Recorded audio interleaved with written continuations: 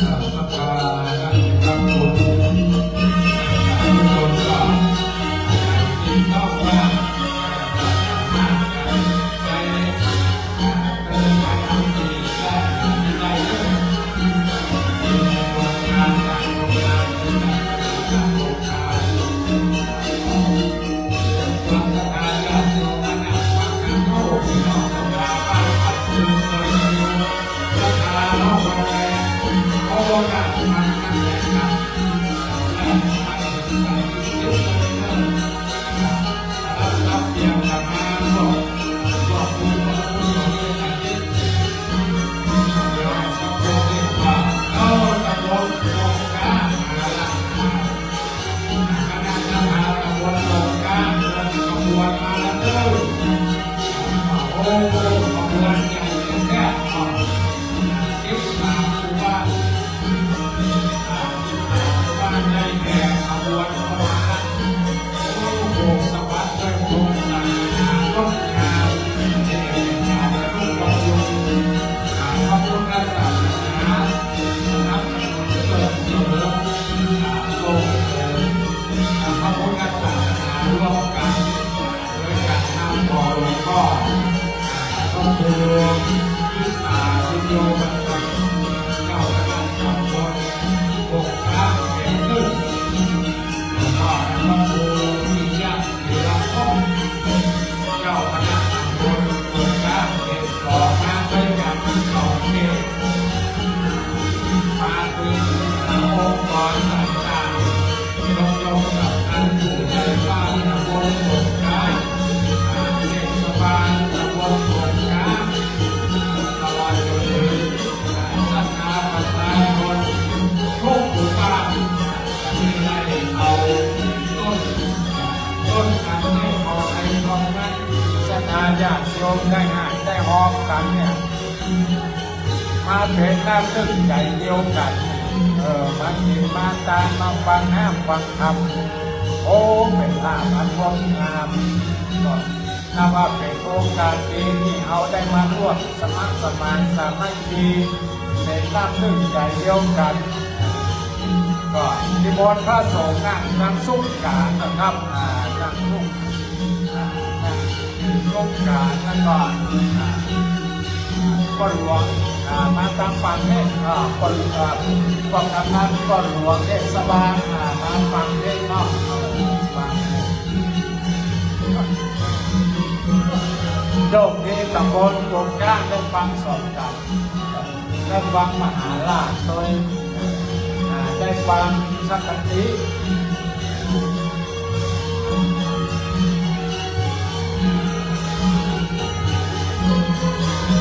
ก็หลวงมาเทศบาลนายกมาทางหน้าไปเลยอันนี้จะเป็นนายกเป็นบอกกำนันมาหน้าเทศท่านนายกมาบอกหน้าพระสงฆ์พระสงฆ์ไปทั้งเทศเลย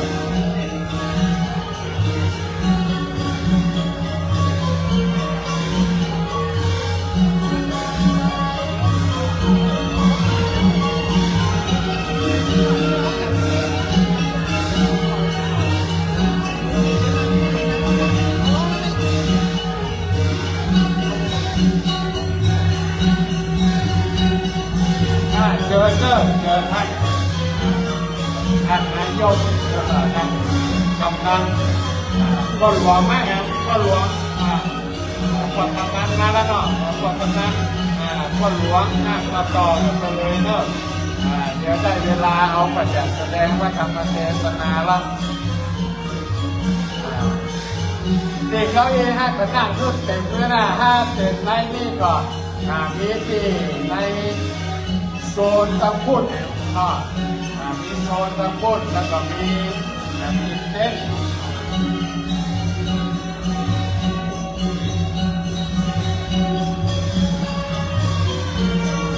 เดินเข้ามานั่งเลยเนาะเราได้กันมหาราชจับกันสักกันนี้นอกสนามตะบนโครงการได้ฟังกันสองกัน ซึ่งในวันนี้การมหาราชนั้นได้อาราธนาท่านพระครูสังฆธารวิมลเจ้าอาวาสวัดบ้านมอนตำบลสังกานอำเภอสังกะแบง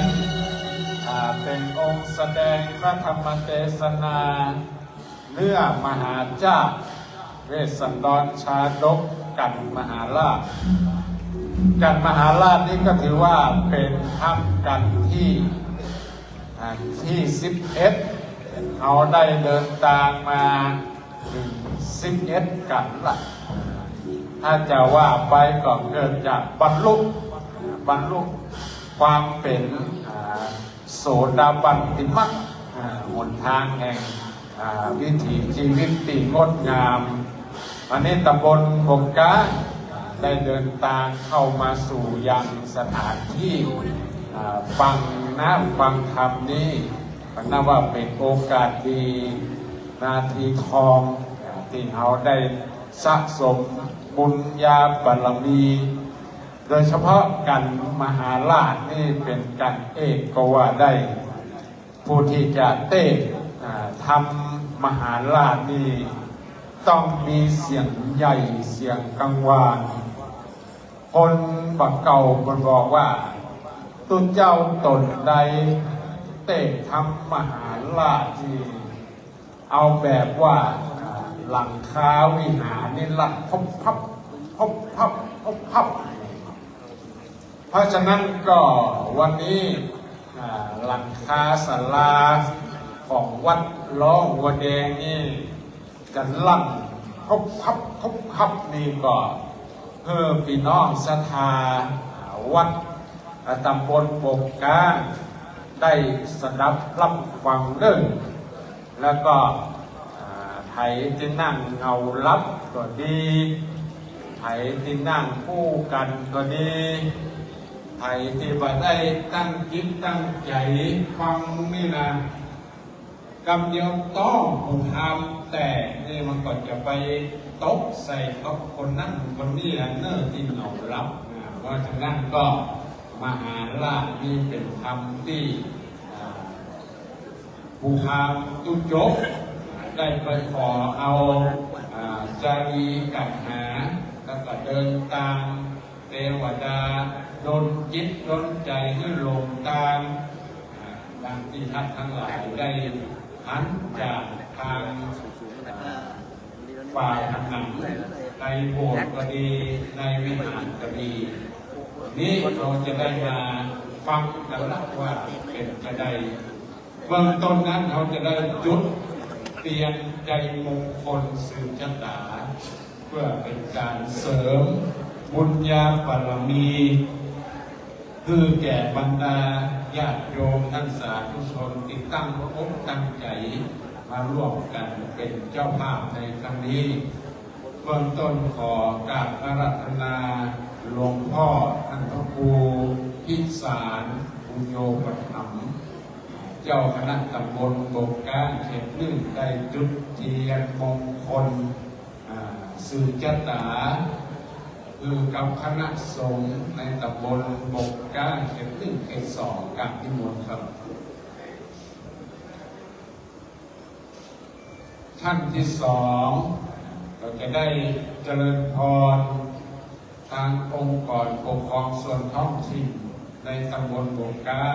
อันได้แก่เทศบาลตำบลบงกาจะได้เจริญพรท่านนายกเทศมนตรีตำบลบงกาได้จุดเทียนใจมงคลสืบชะตา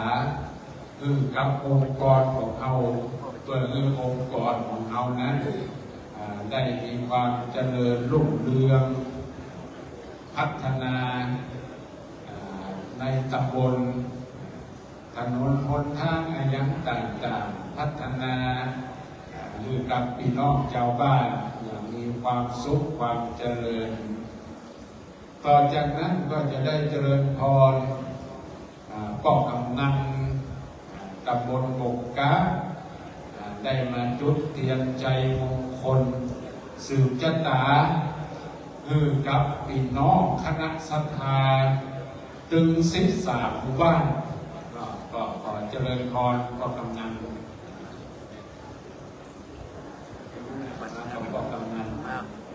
ถ้าได้มาก็ผู้แทนของกำนันก็ได้ในภาคของศรัทธาประชาชนทุกหมู่บ้านเตียงมงคลสืบชะตานี่เปรียบเสมือนกับเอาได้สืบชะตาบ้านสืบชะตาเมืองผ่านผู้นำองค์กรผู้นำหมู่บ้านเป็นสื่อในการเสริมจิตวิญญาณของแต่ละครอบครัว13หมู่บ้านนั้นเป็นการสื่อในเรื่องของวิญญาณในการสืบชะตาเทียนเปลวไฟละลายแท่งนี้ก็จะเป็นสื่อสัญลักษณ์ความฮักความสามัคคีเป็นน้ำนึ่งแก่เดียวกันต่อไปก็อาจารย์ก็จะได้อารัธนาทำกันมหาราชและเจอหมู่เอาและท่านทั้งหลายได้สดับรับฟังพระธรรมเทศนาเป็นระดับต่อไปณโอกาสวันนี้สัพพะมาระมังรังก็ได้รับการฟังธรรมมาของขาดปานนั้น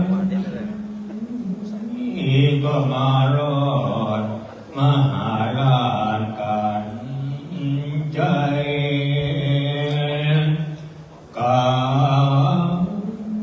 ความใหญ่ตามเมื่อพระนำเอาลูกพระเจ้าจันพระเอิญโดเทวดาเจ้าก็มาบัดนุพามา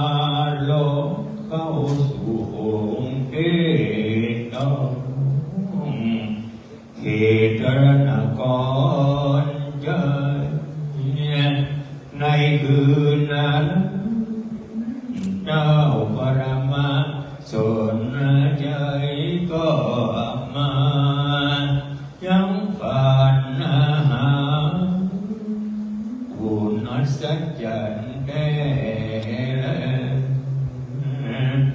ฝันว่ายังมีใจ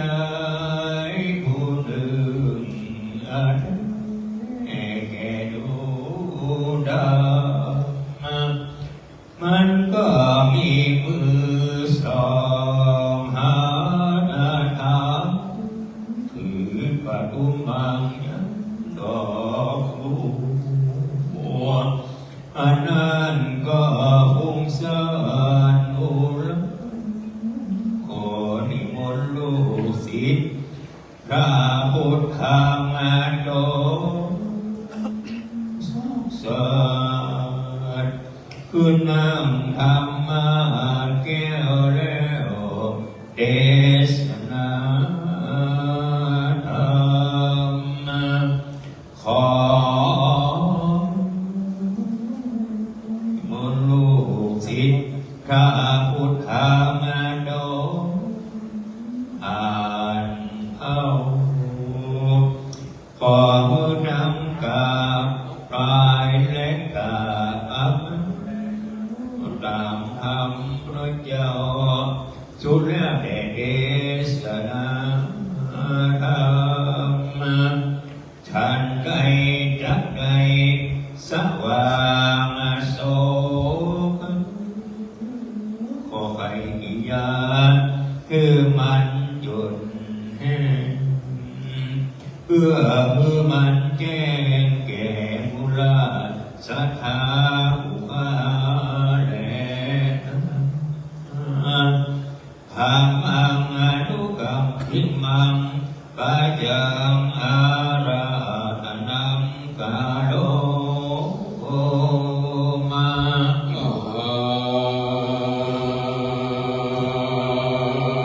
นิวันทิตวา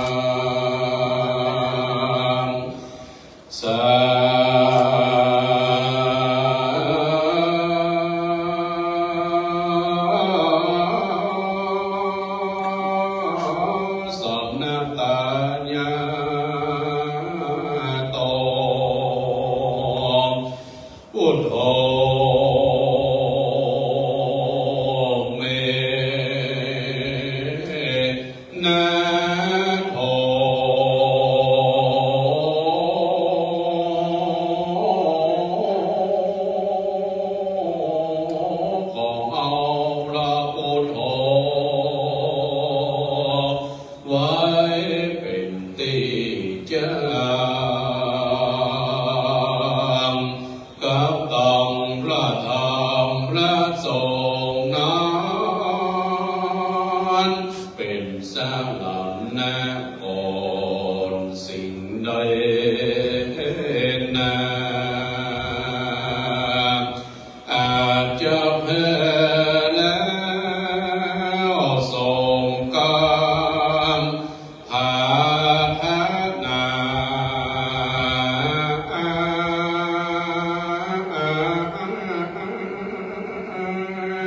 สมานะสัทธาและโม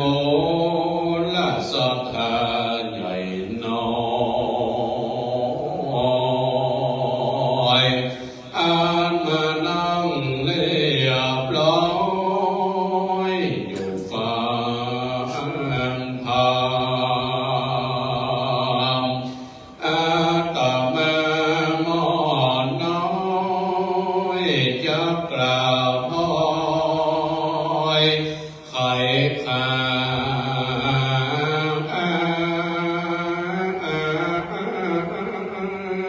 ก็กลัวว่าจีกรรมมาปานบาปก็มาถูกต้องเป็นนิวรณ์บ่วงกองคือไก่จากนอตาดีหากพิษแผกเลิมก็กลัวเป็นบาปบาปสิ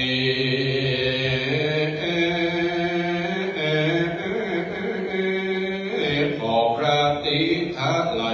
ผ่านเนยกโตโทษข้าขออย่าเป็นกรรมตัวหยาบจ้าติดตามจองตัว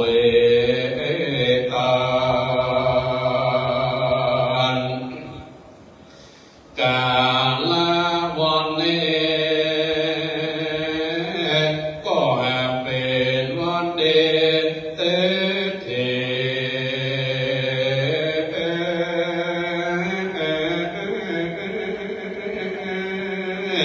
เป็นวันสร้างกุศลบารมี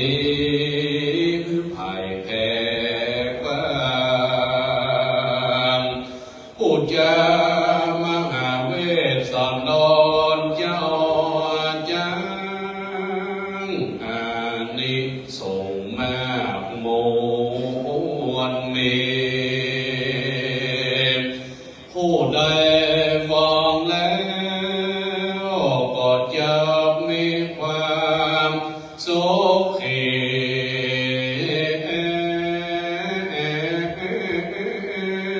นาติกิจการงานดีสมกำไฟแห้งบ่มีกลาดวางโกนโคนผู้ใดฟังแล้วก็จะเกิดพละผ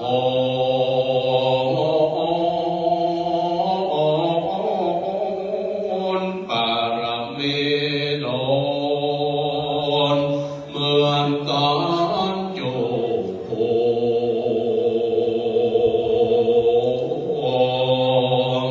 อานิสงส์ธรรมจากทรงโยเธอได้อยู่เจริญดีวันนั้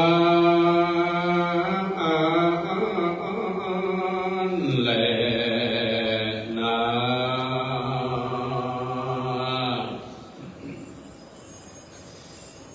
นะโม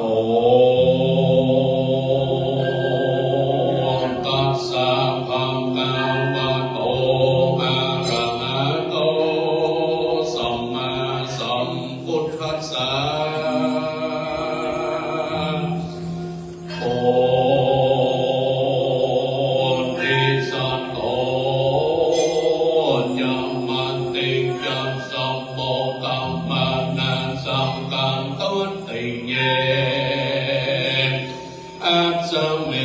วสิงโสลำดับธรรมเทศนาแม้ปอกขาดแม้เถิงเติมมาผ่านนานการเรื่องส่วนลาบนเรื่องผู้เงากับตองหนอนเนาและยะมาทีตั้งส่งสาลีแก่นไทยเข้าสู่ป่าไม้ตอนลงโกนการตั้งบนละเลินยอมจบจึงอาจแต่ยาโยดในศาลาแก้วโออันอินตาให้วิสุกอมเตวังปุตแต่งให้เป็นตานวันนั้นแลโจจะโกปิส่วนว่าโจจังกับลำปูเท่ามันก็โอเอาสองจังเจ้าน้ำไปด้วยบนตั้งไกลน้ำสดได้60โยดกันน้ำนานเต็มวันดามวนมาปรับสาร200หน้าแต่กล่าวไปเมื่อตาวันใส่ตกกำคำหลับด้อยไปดังอันเบื้องปันโจจักกับลำมันก็มัดสองโกมานเอาไว้เหนือดินได้พรำยิ่งกว่าตายแต่เนื้อกันกากินตนมันก็เกิดนอนบนเนื้อข้าไม่อันมาไว้ตรงกันวันนั้นแลตาสักหนึ่งขันเนตในขันนำปันนั้นยังมีเตวังมุตตนหนึ่งวิเศษก็มันในละมิเป็นเหมือนเตดิลินเป็นดังทานลาสีตนปองเขาแม่ยังมีเตวันดังตนหนึ่งก็มันในละมิเป็นเหมือนเตดิลินเป็นดังนางลาเจ้ามาทีตนแม่กองเขาบางแก้ปดปล่อยยำองบานน้อยตั้งสองพี่น้องแห่พ้นจากบ่วงกองเกือบเขาแล้วก็นวดฟันกันตีเจ็บตีมวยหนึ่งหายเน็ตเลยตีรำตีแล้วก็อาบองค์โตเกตเงินสักเวยเขาแนมวิเศษอันสุขา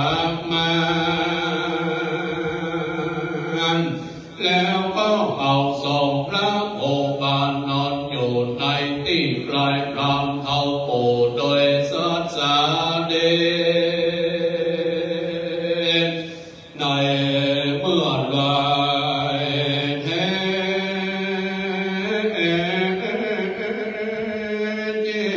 ลงสายพระองค์ขึ้นมา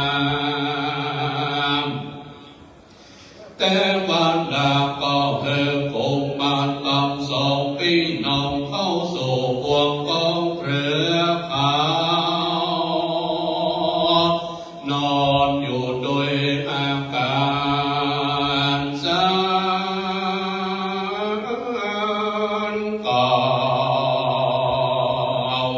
ดำลางเท้าผูกไว้เต็มบาทายก็โอนทลายกราบหา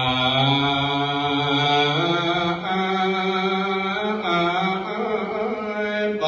วันนั้นแลกงมานตั้งสองพี่น้อง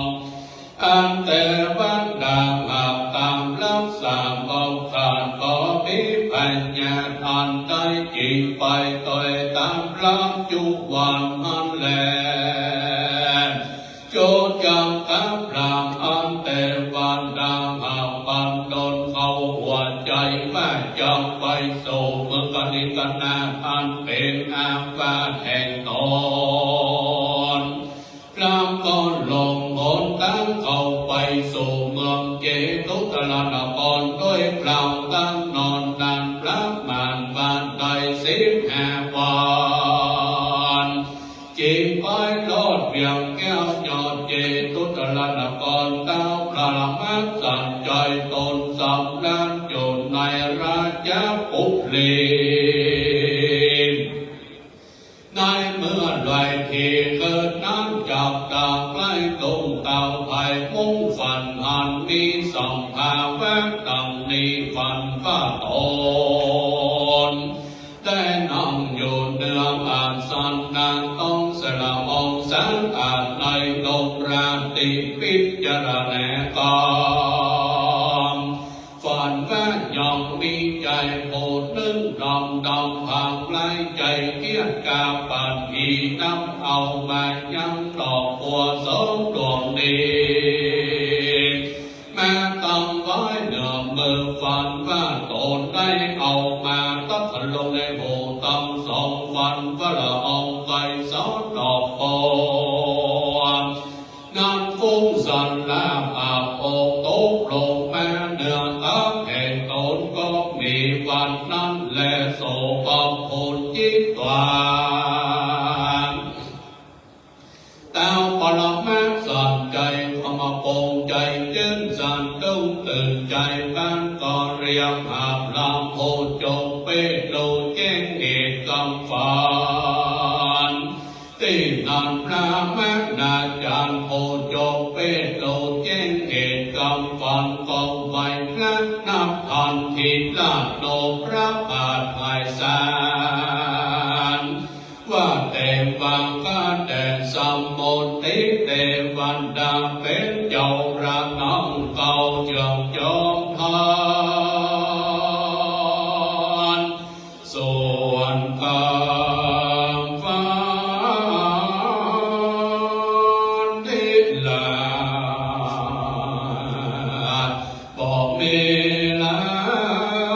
ยขาดโอยภัยเกิดว่าปงสาได้เกิดสาเว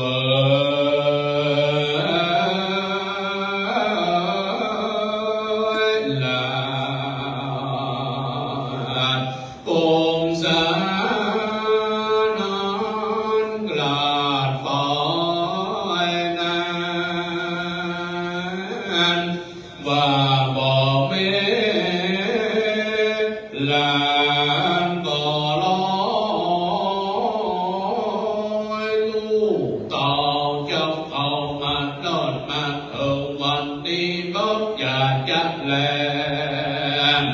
เต้าปรมาสันใจก่อนได้มาอาบองค์ทรงเกตโดยแนมวิเศษเกียงคานสาวเวยพอจากแนมอ่างหางหลายสิ่งอันนี้ลดยิงตานาปลานนับกัญญาเสร็จแล้วก่อนน้องอยู่เดินเต้นแก้วก่อนลางแล้วแต่ว่าตาต้องหลายก่อนน้องเอาโซ่นอนเอาปูแม่แม่ต้องไว้ในสานแนมปราญญาก่อนนอนแลตาบานลงมาสั่นใจตีนานก่อนจอมไผ่เอายอมสองไม้นานเจ้าก่อนหาและจะลีก็แม้ทางยังเจ้าจะลีโพปีอันโลตวนที่ตรงกองวางปอกออกมาโคตการส่องไว้มาทุกอ่านว่าเธอหาคำปอนนี้คำปองเป็นมาโตแต่งให้แก่จีบรามผู้กาเป็นกาคาจะลี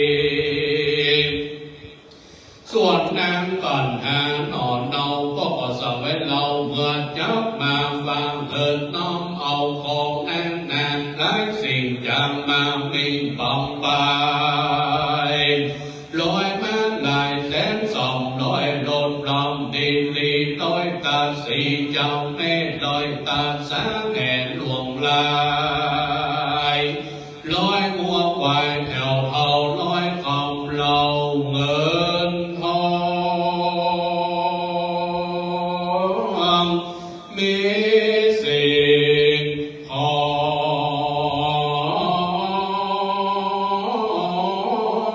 งและลอยเป็นกะนางน้อยตอนหา การเต่าไทยเอายำส่งโกมาน้อยแน่ปนจากทางคอยมังหาพรามเต้นนันเจ้าจานลีโกมันจิงจังสอมแดงอาการอันเป็นทุกข์แห่งก้อนและแม่ตนแล้วแต้วตนแก้วได้ยินกำลานนับลาจานลี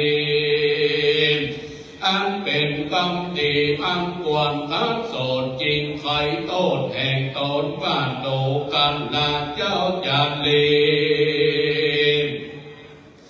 กูโปรดดียิ่งแก่ก็ยิ่งเรายิ่งเขาก็ยิ่งเสียสันลีกูโปรดได้ฟังคำเจ้า4 ปี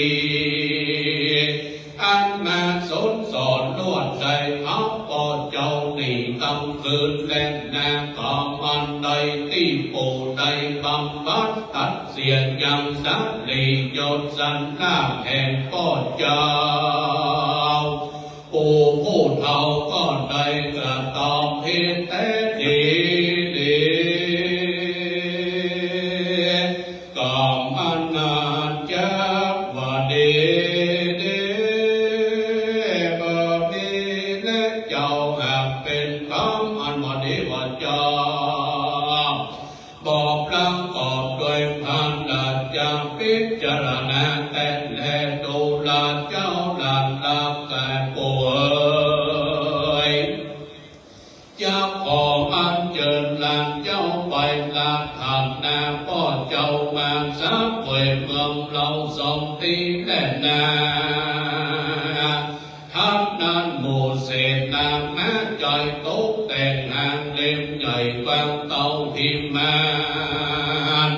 เล่มปนบานตีปังบานตั้งแต่ภาษาโคงไข่กังตุงใหญ่บางบ้านจอใหญ่ปาดซับซ้อน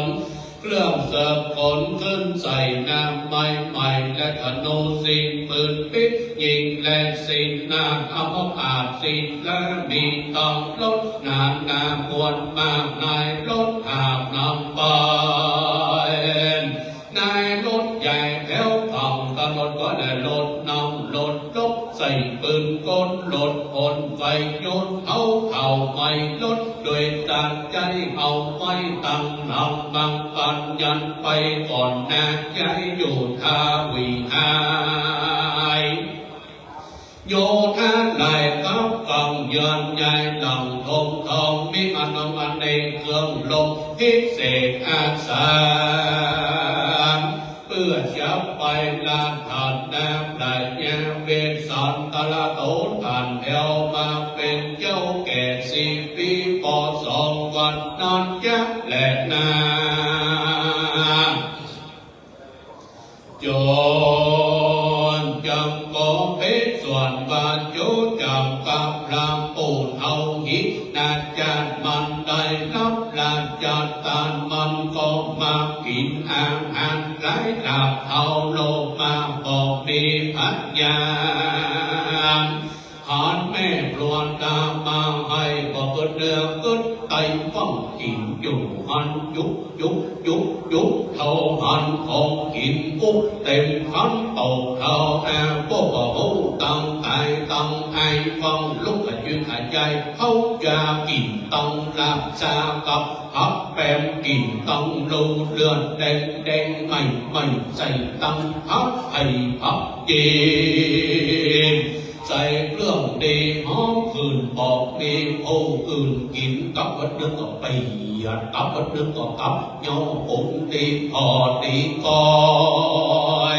เบิดนึงก็มากินแกงหอยและต้มไก่เบิดนึงปั้นเข้าใส่แกงบอนเบิดนึงก็นอนเบิดนึงก็นั่งกินเสียงอย่างตามสบายใจพ่อตาสายอยู่มาก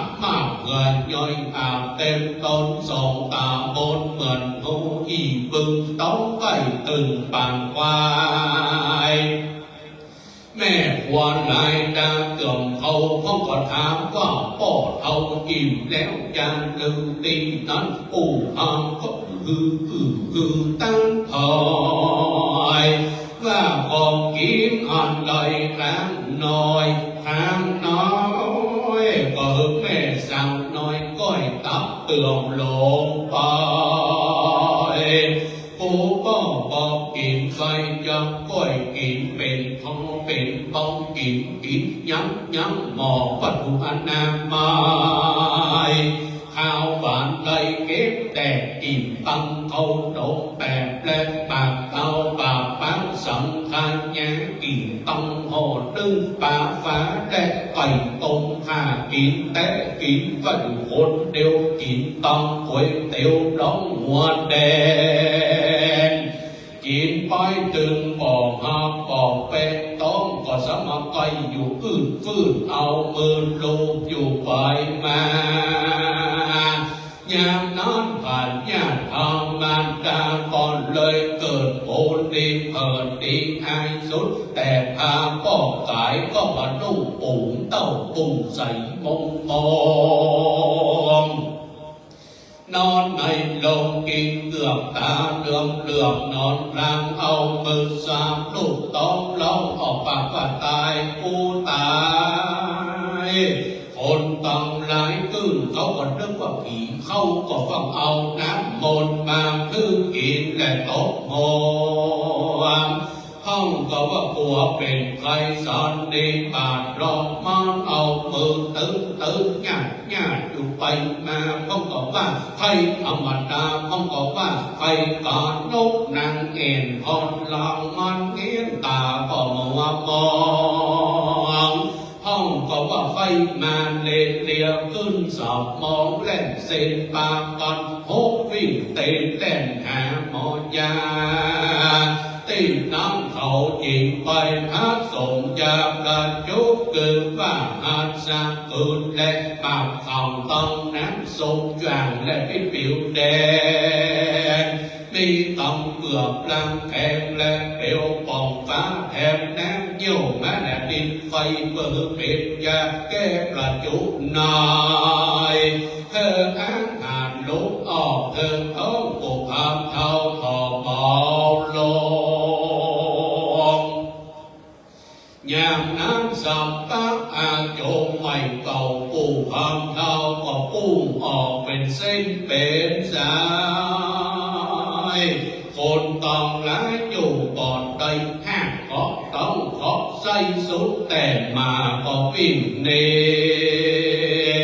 ตีนันปูคำมันต้องเวตันนาเจ็บแสบไม่รับมันเสียลำไส้และก็พออาหารเกี่ยวดำการเขาแทรกลองมันกินพริกแผกเป็นธรรมมันดาปูคำเท่าปันลามันก็เวทนาเจ็บแสบไม่ต้องทำไปต่อหายตาทนต่ออาการก่อนใดต้องทำไปเขาก็มาแตกดังตื้น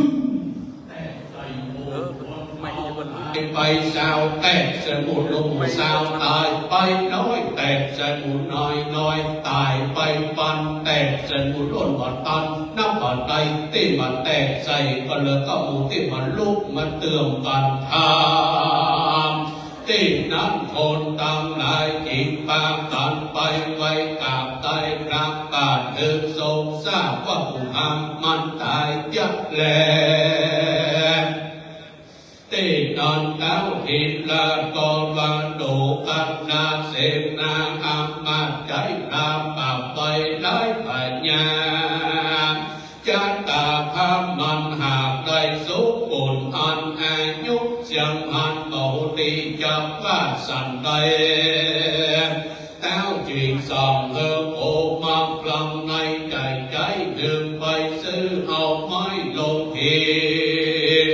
เลือกเอาจากดีสุดขนาดไหนลอยบาดตาน้ำมันเงา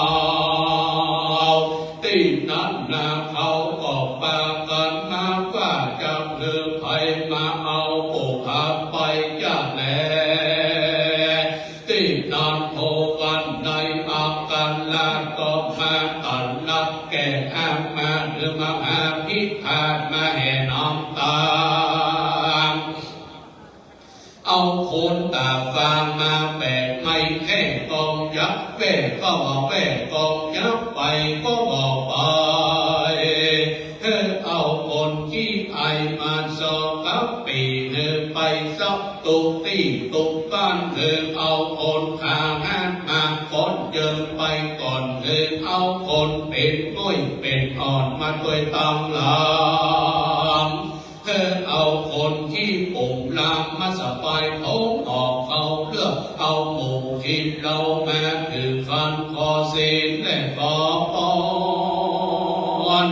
ยามนั้นเอาก่อนโยกเอาก่อนปลูกพามขายเพื่อนเก่าแก่จุงเพื่อนว่าจะเอาไปเสียตีให้เราดีจัง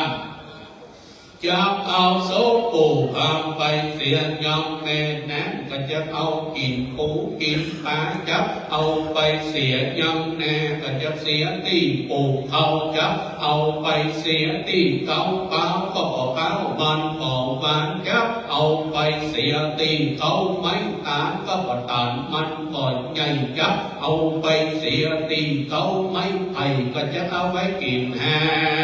ง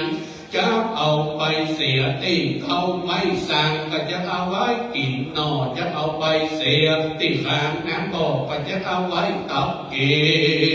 นจะเอาไปเสียตีข้างน้ำลินก็จะเอาไว้เป็นตีตับอาบแล่นดำหัวจับเอาโซ่ปูพาไปเสียตีหัวป้องตัวผีมันหลอกจับเอาโซ่ปูพาหัวงอกไปเสียตีพวกกันก็ว่าเอามาเสียตีร้องหัวแดงนี่อย่าบอกดีกัน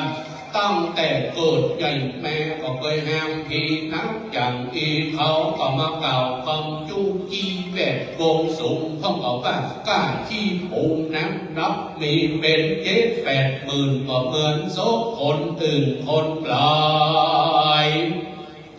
สุดแต่อาจมไหลแม้ออกมีเป็น3 กระสอบถึงทั้งของเขาบ้างมาเสร็จกันปนปีก็จะเอาโซ่ปูพามนี้ไปเสียติดในเราดีจา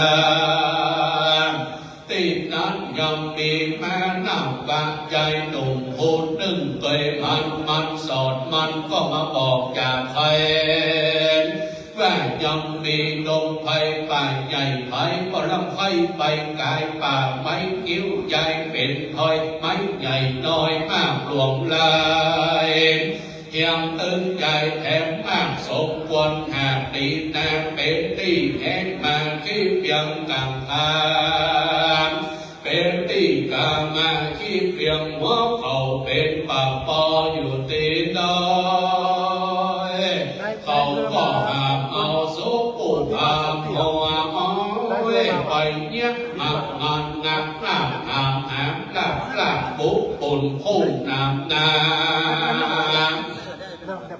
ก็มีมักกาเตียวสอดเถิงป่าจานรอดตำไฟติงน้ำคนตำลาย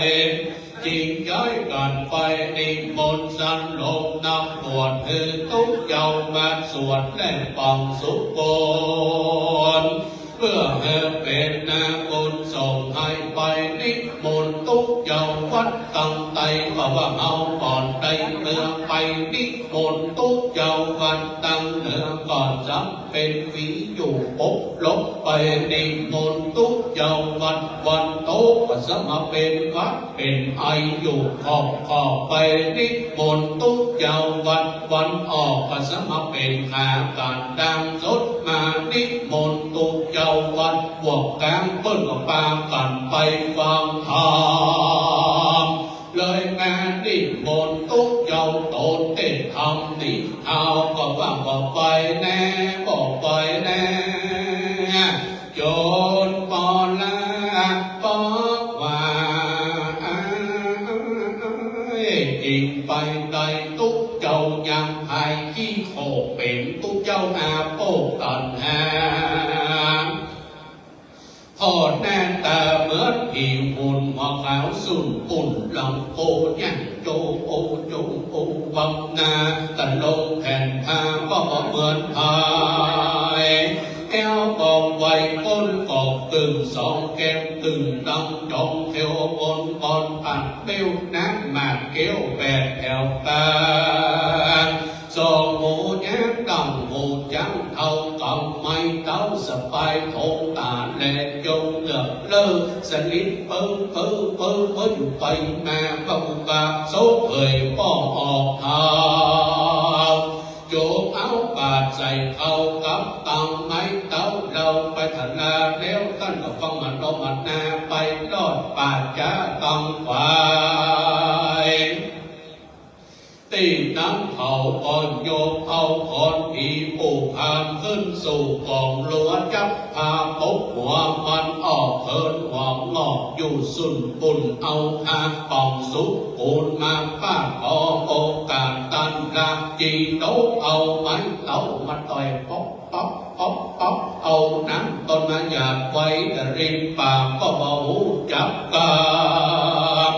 ราจีโลกมงอย่างว่าจังปันปอนแนกปอนสิงเต้านอกกินนับอยู่เป็นละปูอสุรโสเปิ้นไฟหัวก่อนยองลูกเกียรติยานาสมเสียดซึ่งตึงลิมปากปืนเฮิร์เหงือกเสือกเอาไม้เต้ามาต่อยกองรัวเสียงตั้งกับกบกับปากร้องออกปากว่าเอาสีฟังทำตื้อว่าอ่านแล้วก็ต้องนักโมสามรอบรำกอบด้วยสระนาคงสีนาส่งอาสิ่งเก่ายังทำอันยศยิ่งว่าพุทธลาธรรมะพุทธลาธรรมะมกลาปุงพามีแนเมตาพุทธภาสัพพะญะธรรมะเดี๋ยวจะจบแล้วนานใครแม่ติกาธรรมะจากก่อโอกาสตั้งรามกาโพสังกตนดูการลาปุพามโพวังบอกเราจะบอกตั้งดีตั้งจงไปสักเวยสุขที่ฟ้าสวรรค์แหล่งลาไปก่อน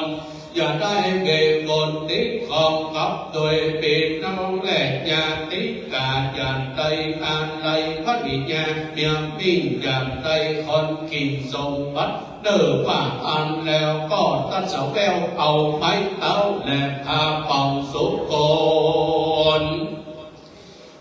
ญาโยนญาง่ายป้ายเมื่อสู่อาวาสแห่งตนก็มีวันนั้นแลที่นั้นคนตั้งหลายก็พร้อมใจกันเผาสร้างความโพดถอยจ้ามันก็สะพอนาไปสู่แม่บ้านวันนั้นแล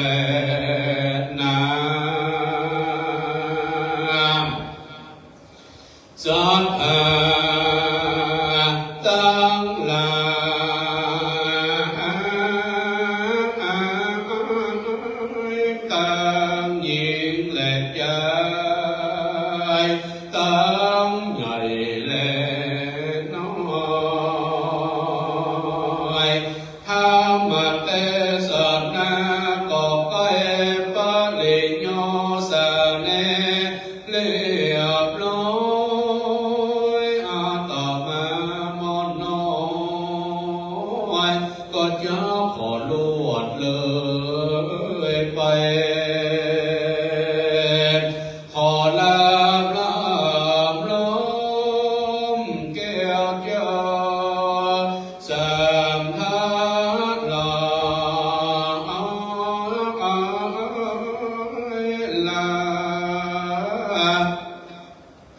ต้องไปนอกและไปน้อยลาต้องยิ่งใจใหญ่น้อยลาต้องพ่ออาจารย์พ่อนานพ่อน้อยหนุ่มเท่าอยู่คนขอต้านตั้งหลายจุงได้อานิสงส์เป็นพระมงคลมาพบผมกลา ได้มาโมโตตาจุลงเท่าน้อยใหญ่แจ้งยิงก็มีโดยหาก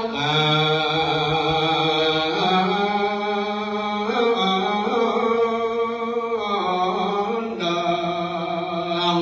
กล่าวมานี่แหละ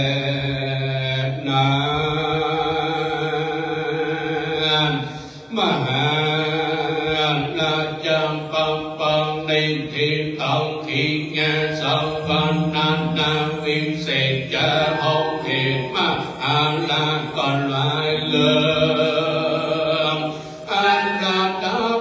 ดาไปด้วยกัตถาบ้านใด69 บาทคาถาก็ปังโกมสมเร็จเสด็จ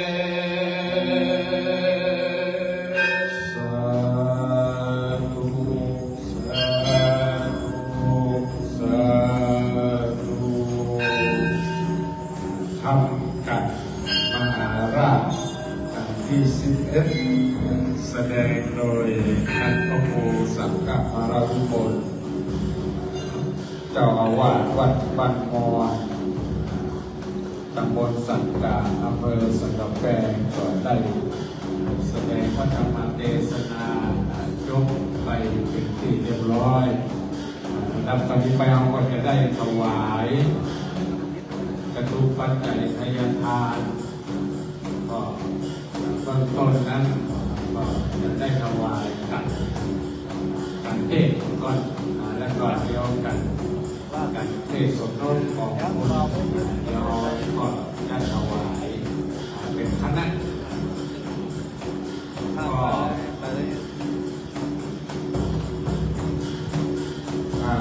ก็นี้ขอได้รับเกียรติจากท่าน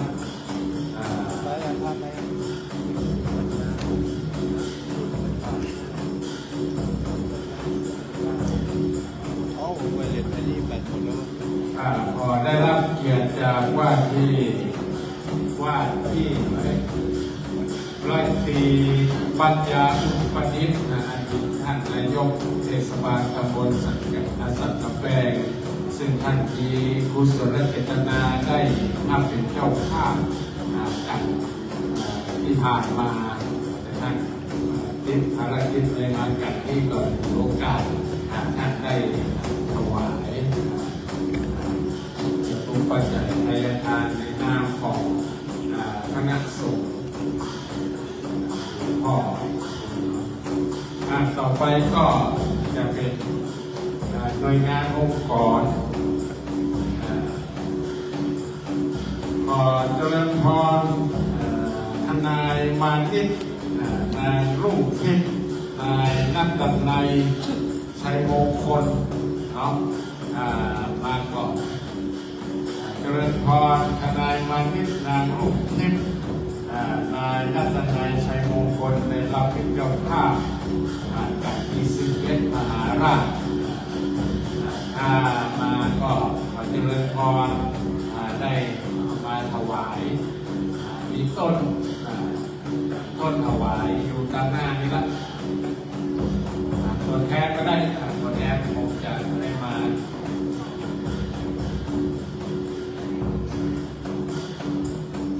ท่านที่สองก็นายอุดมพรกุลอ่อนอันนี้ด้านอุดมพรบ้านเหนือขอเจริญพรมาถวายกับเศษที่ด้านหน้านี่เนอะนายอุดมพรกุลอ่อนว่ามานิยมซึ่งเราเป็นเจ้าภาพเนาะถ้าบอกมาเสื้อนี่ก็ขอหน่วยงานองค์กรในตำบลบกก้านน้ำแรกก็เจริญพรเทศบาล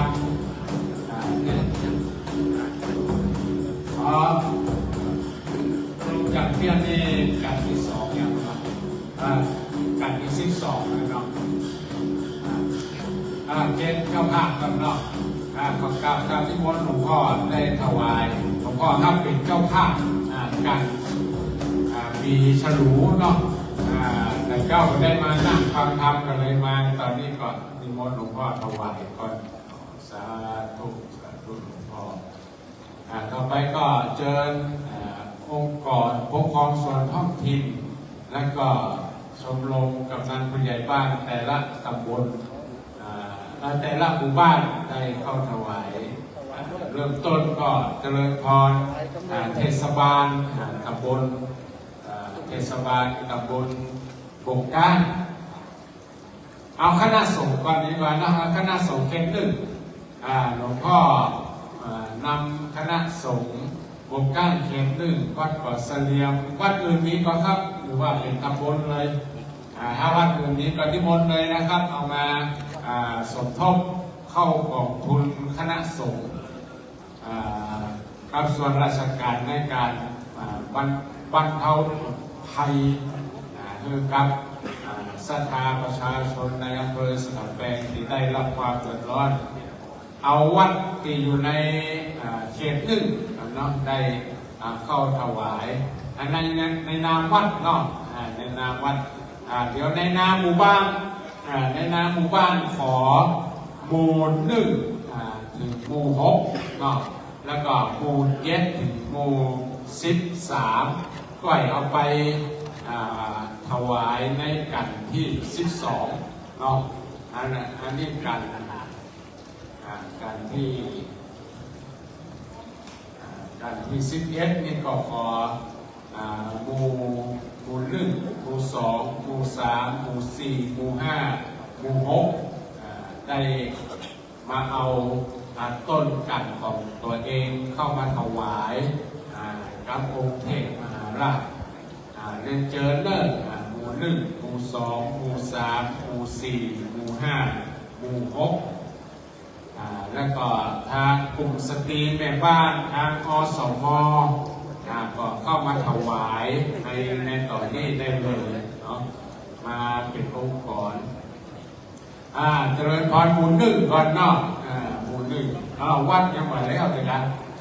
วัดนิมนต์ถวายเลยครับนิมนต์ถวายต่อไปหมู่1เนาะหมู่1เจริญพรเทศบาลมีก่อนต้นของเทศบาลมีนะเอาเทศบาลมาก่อนเทศบาลท่านนายกก็ได้หรือว่าผู้แทนของเทศบาลได้มาร่วม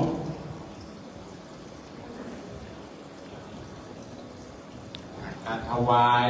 ตรงนี้นี่เมื่อพระสงฆ์ได้รับแล้วก็จะเอาสิ่งเหล่านี้ไปเกิดกูลคือแก่ศรัทธาประชาชนในอำเภอสนามแปลงสาธุนะมีป้ายมันกันนี้เนาะต่อไปหมู่1ของพี่น้องคณะศรัทธาประชาชนหมู่1เนาะแม่นก็หมู่1เนาะสาธุสาธุแบทป้ายมาทางนี้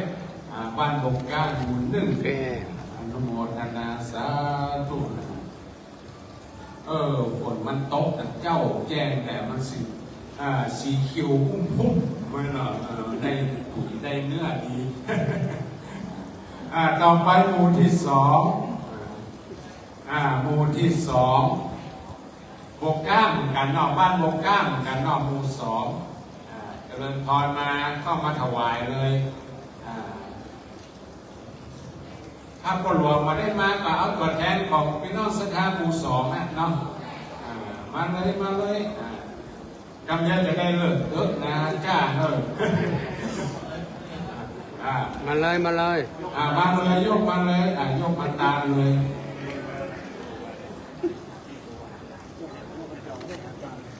ต่อไปอันนี้หมู่อย่างหมู่3เนาะหมู่3แล้วต่อไปหมู่4หมู่4บ้านปัตตานโอ้สาธุสีขาวของอำไพ ต่อไปหมู่อันนี้หมู่อย่างหมู่สามนะหมู่สี่หมู่ห้าหมู่ห้าเจริญพรหมู่ห้าเพราะว่าจะได้บันทึกภาพไว้เป็นหมู่เนาะอย่างน้อยเขาก็ได้มีส่วนร่วมในการทำกิจกรรมหน้าหมู่ร่วมกันหมู่ห้าหมู่ห้าปัจจัยปัจเกณฑ์แล้วปิ๊กนี่มาได้เลยต้องมานั่งฟังด้วยกันก่อนแม้ว่าวัดจะแยกเขตไปเนาะแต่ว่าการฝ่ายอาณาจักรก็ยังอยู่เป็นตำบลเดียว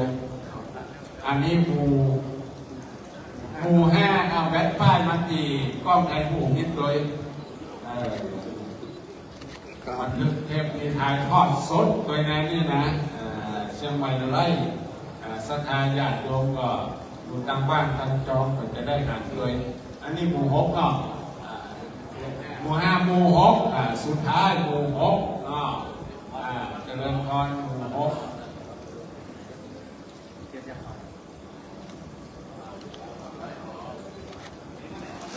อยู่ฟังกันเลย เดี๋ยวกองอสมมีกองถ้ามีก็มาประเคนตอนนี้ก็ได้เลยถ้าบางทีก็ทางผู้สูงอายุมีก่อนในตำบลต้นของผู้สูงอายุมีก่อนถ้ามีก็มาทานตอนนี้ได้เลยถ้าบางทีก็ที่เหลือ7 8 9 10 11 12 13ปล่อยไปเอาไว้ตอนกันที่12ต่อไปตั้งใจห้ามปอนเนอร์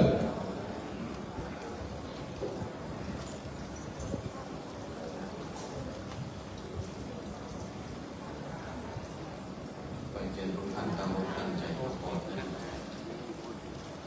ยะถาวาริวนาปูราปะริโภเรนติสาพลังเอวะเมวะอิโตตินังเปตนังอุปกัปปะเตอิสิตังปฏิตังตุมัง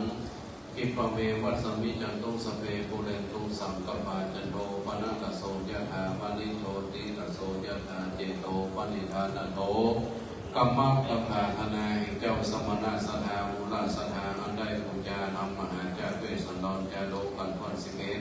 ชื่อว่าการมหาลาภในนี้ทางการตะวันนี้มีด้วยประการสันใดนมันก็ดีสมิจันตุปพอได้ปนุลม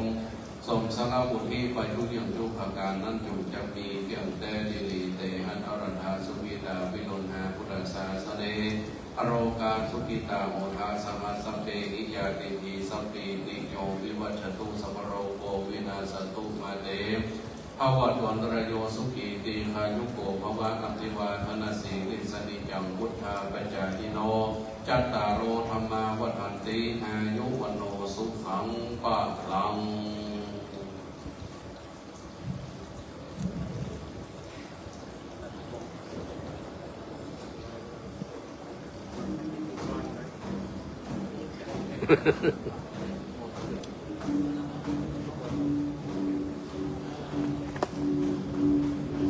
ศรัทธาญาติโยมเราทั้งหลายก็จะได้ฟังกันต่อไปเพราะว่าองค์เด่นลงมาพอดีศรัทธาตำบลบกกลางเอาเป็นเจ้าภาพทั้ง2การก็คือการที่11และก็การที่12